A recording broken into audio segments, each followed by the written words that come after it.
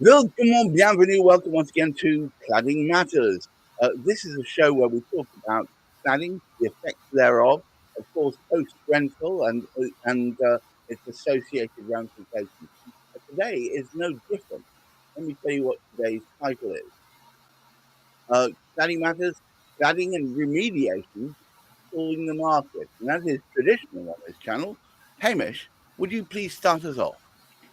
Well, as is traditional with me, I'm going to go in a completely obscure direction which nobody will understand. You've never done that before. My wife called up to me day before yesterday and said, "Do you realise how long we've been married, Hamish?" And I said, "No." She said, 33 years. And I thought, wow.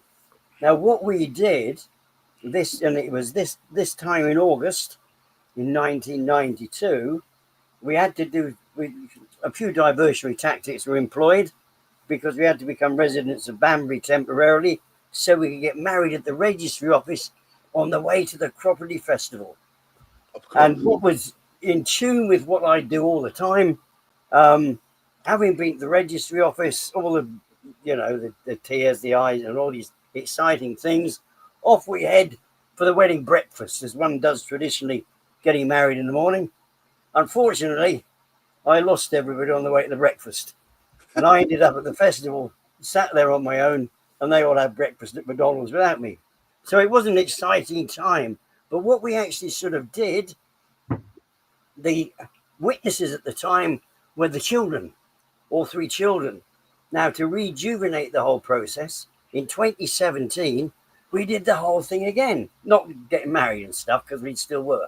Well, and the getting lost bit as well. But we headed for Cropredy. But this time, we took the children and the grandchildren and the dogs.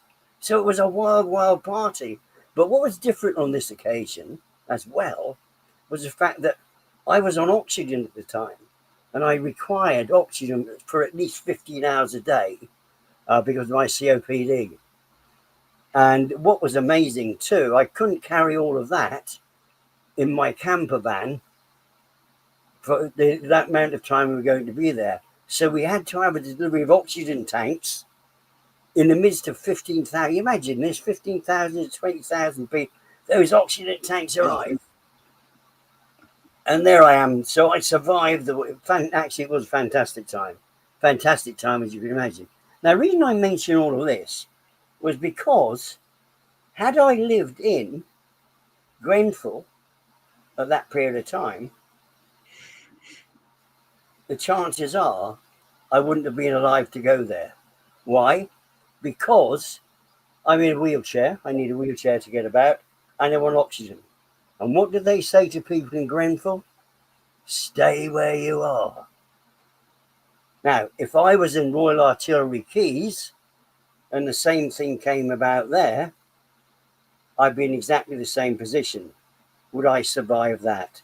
I don't know. Nothing's changed since 2017. Nothing's changed since Grenfell.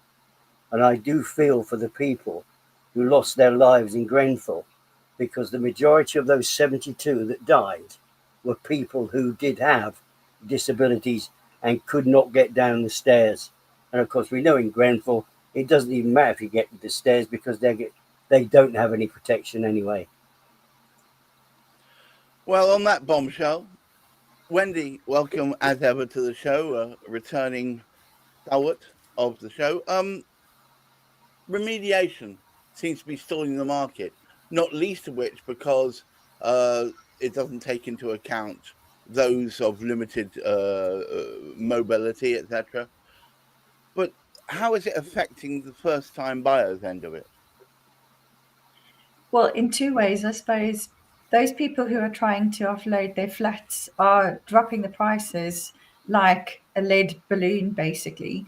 They're hoping to be able to pass the problem on to other buyers, first-time buyers, particularly because they are less informed, obviously. And other than that, people who are hoping to hold out for the true market value of their properties, they're left waiting and waiting and waiting for works to be done whilst the authorities that be the planning people, the management company, the construction companies, the developers, you name it, navel gaze and try and pass the responsibility on to each other. And it just frustrates the whole situation. Good Lord. Dan, a very warm welcome to the show. Now, you know the title of today's show.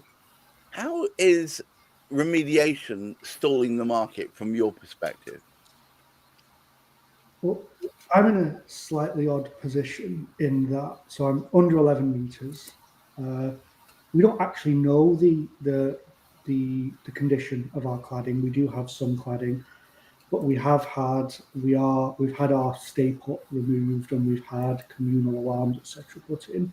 My building is so defective; it's been valued at zero, and the only way to restore structural integrity is to demolish and rebuild. So, if I look at it from my point of view, I've got a property that I can't sell because it's not worth anything. And it's costing me hundreds of thousands of pounds in legal fees every single year to try and fight back to have this property remediated. And I'm at the extreme end, but and I'm also fairly fortunate in that I have the means and the resources to fight back. But you can start to scale that out to people who have lesser legal fees and perhaps lesser resources, and it puts them in exactly the same situation as I am. So it's affecting the market, as Wendy says, in that people can't sell their properties and people can't buy these properties that can't be sold. But it's also affecting a wider market, and that's not just the housing market, it's affecting the economy, because instead of people having disposable income to go to the local restaurants or even to take a risk and do the things they want to do, such as start businesses or do further training or kind of start families, it's not there. And so we're being treated like, oh, cladding or building quality is very much it's a niche thing, but it's not, because economies are made up of people, and it's using huge amounts of people's disposable income and people's mental capacity. And so, I mean, that's a long-winded way to say that it's not just affecting the housing market, in my opinion. Hamish, apparently it's affecting everyone, wedding breakfast notwithstanding. Well, absolutely. I think this is one of the sad things, and we have several challenges which sort of intervene here, and I think one of the worst things is the conflict of interest in certain people.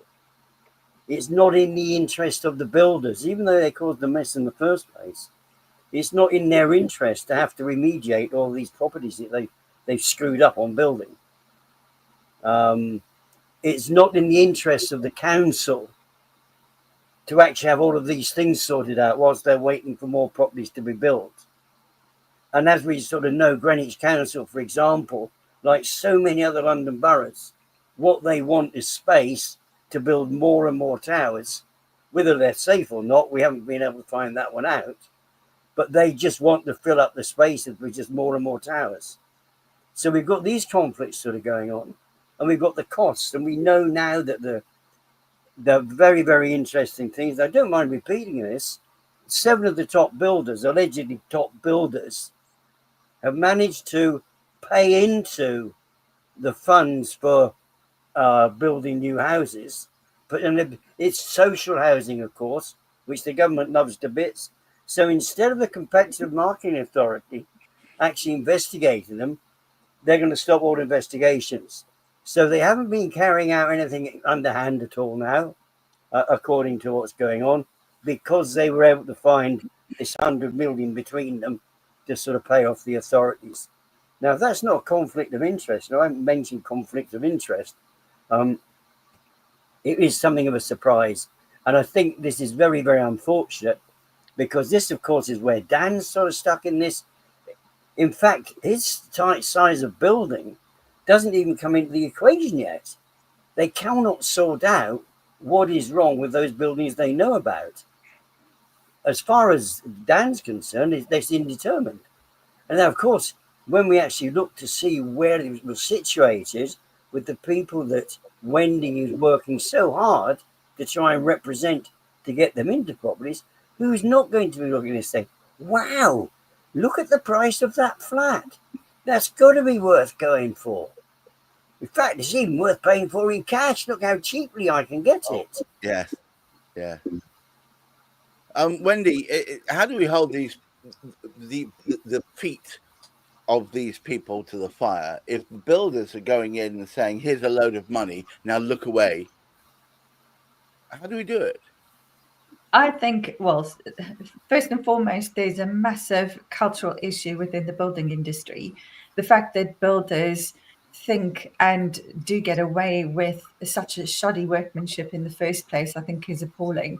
But it's a systemic problem. It's right across the board. It's building control inspectors either being paid to look the wrong way or being steered through development sites towards or away from the things that they don't want them. This is the builders steering them away from the things that they don't want to see. The number of times that I've heard people say, "Oh, better get that cladded up quickly so that the building inspectors don't see that." I think it's appalling. There needs to be far more accountability, not just to the developers, but also the building control inspectors themselves.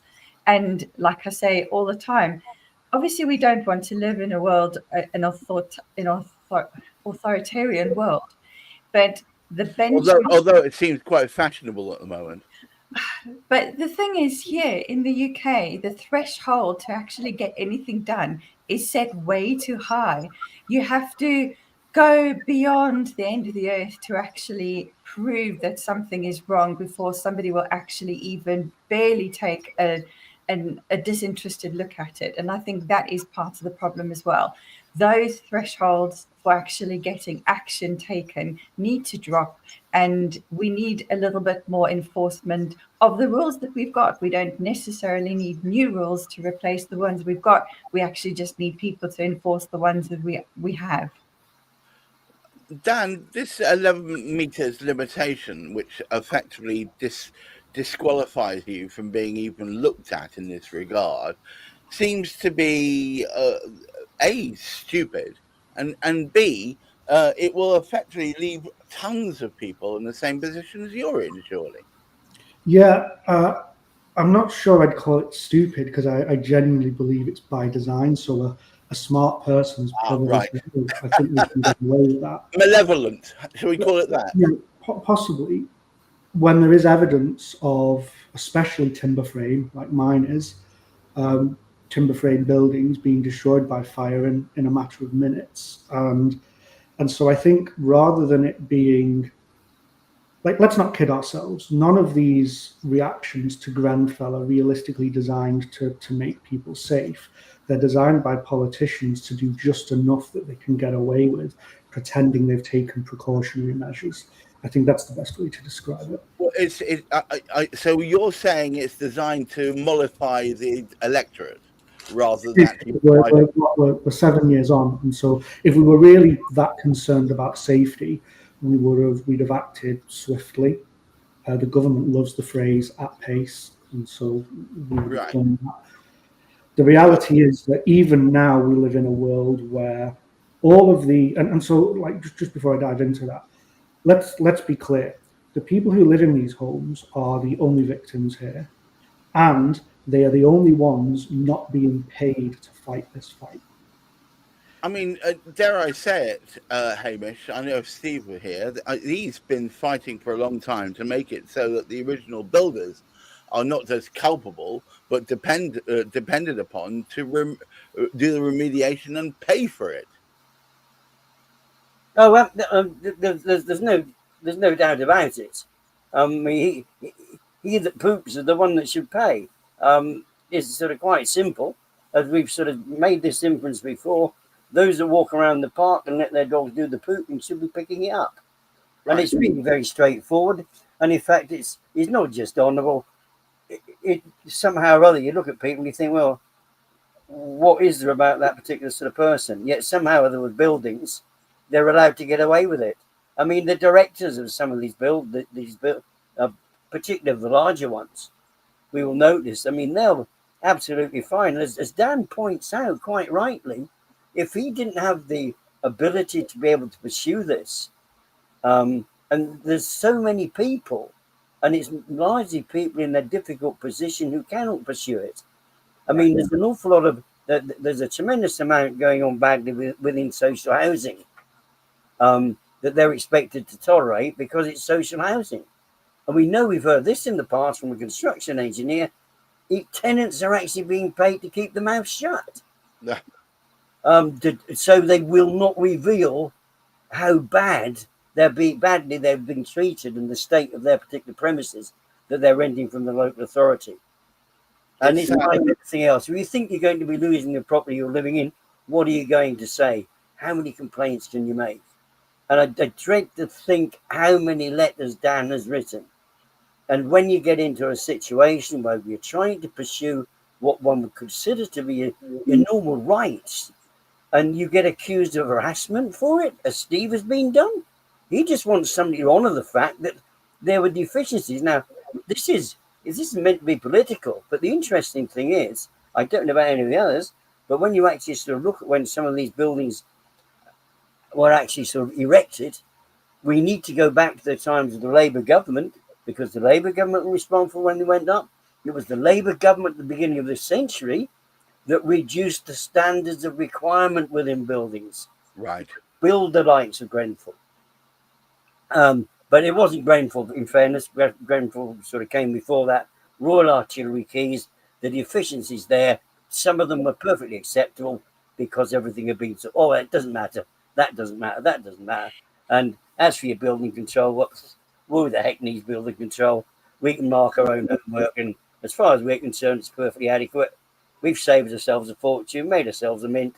Whoa, ho, ho. And as far as going back, as far as Dan's situation is concerned, I mean, what really gets to me, it doesn't matter who you write to, it doesn't matter what position they happen to be in within the government, they've got something to say about it, but they never get round to doing anything.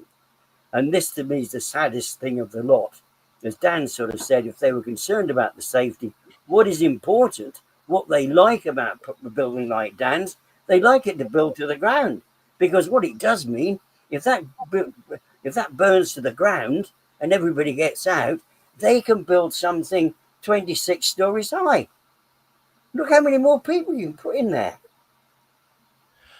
Dan, I want to give you a final word before Hamish sums up. How does this affecting you emotionally? Being stuck, locked in, as you are, it must be taking a toll. Yeah, it's had a huge impact, and so prior to buying the property, I was fortunate enough to build a company which I sold to Santander, and as part of that sale, like our early employees, all were given enough money out of the sale to buy their first homes, and so like that's one of the things in the world that I am most proud of, and it seems somewhat ironic that I then got lumbered with this. And so for between 2021 and earlier this year, it was a full-time job for me, and so that was no income coming in. And so there was the stress of the building being worth nothing. There was the stress of the legal fight. There was the stress of no income coming in. There was a bit of a shining light. So my MP is Keir Starmer, believe it or not. And so when he was in opposition, he was very clear, and I quote this, he said, he demanded of DLUC, who are now MHCLG, he demanded that they ensure we're put back in the position we would have been had our homes been built correctly. And so when he came into power, like for a few days, I felt a bit of a sense of relief, but the reality is he's refusing to make the same demands of Ms. Rayner that he made of Mr. Gove when Mr. Gove was heading that department. And so just to go back to the mental aspect, it's ruined me. I was an entrepreneur, and an entrepreneur, you're a bit brash, you're a bit arrogant. Like I'm not afraid to admit it, and you're confident and you take risks. But I've just had a really big life lesson taught to me, and that is that buying your first home is a risk. And so now I don't trust myself to take risks anymore. So I don't really know what I'm going to do with the rest of my life, because a building sector has been allowed to build something that's unfit for purpose, sell it to me, and then not the building control function, not the warranty provider, not the developer, not the government. Nobody's culpable for this other than me. So I bought a home. I've spent £500,000 fighting it in legal fees. And now the warranty provider who gave the warranty that was meant to protect me against this exact situation is now taking me to court to dispute their policy wording. And it's odd because they're behaving like they want to go to court, but then they're threatening me, telling me that their costs so far are £200,000 and that I will be responsible for paying those if I lose in court. And so I think that's a roundabout the way to say I am so tired and so numb with the whole thing that I don't really know how I feel. But if other people can think about all those things that happened to me, they can probably extrapolate the kind of the tension I feel in my life every day. Tired, hurt, punch drunk, and frankly disappointed in a system that should have been fit for purpose. Well, if I can just add one more thing, like I also feel a bit stupid because when no. Dan, it happened to far more intelligent people than either of us. I know, but like I bought this property, and at the time I bought this property, I had a few other friends who were figuring out what to do with their lives. Two of them had sold businesses as well, and like another few of them were just kind of doing okay. And every single one of them moved away from the UK. And I thought, you know what? I've had a lot of luck in the UK, and I kind of want to pay that forward. I want to build my next business here. I want to employ people here. And it was the biggest mistake of my life. I should have just gone away. I should have left the country and gone and lived peacefully somewhere in southern France or something. Scotland's a good place to build. Yeah, I like Scotland. It's where my family's from, so I like Scotland too. So, on that Scottish note, Hamish, would you take us home? Well, I should have twigged it, shouldn't have, really, with a name like Dan Bruce. Sorry about that, Dan. Sorry about that, Dan. We'll get to speak again. And that really, we have spoken very, very little of Dan's full story. It's only a snippet. And as we sort of say so often, we can only bring up topics that relate to what is actually sort of going out there. And unless you've lived through them, you won't understand it. And unless you're trying to help people, as Wendy does. I mean, it was very, very interesting that Dan said that basically being a first-time buyer, what would he know? Now, Wendy is probably one of the first to say, well, she doesn't know what she doesn't know. But she can advise, hey, look, let's take care of this. Let's have a deeper look into it. Not necessarily would Dan have found anything. Because as we found previously, when I look at Greenwich Council's records, there's nothing to say there's anything wrong with where those 1,000 residents are living in Royal Artillery Quays. But we all know that they're a fire hazard. Right. We all know that the fire safety precautions haven't been actually sort of put in place at the bottom of the stairs wells, and the cladding is ropey, and you know it, name it, all of this particular sort of stuff. But there's no record to show any of that.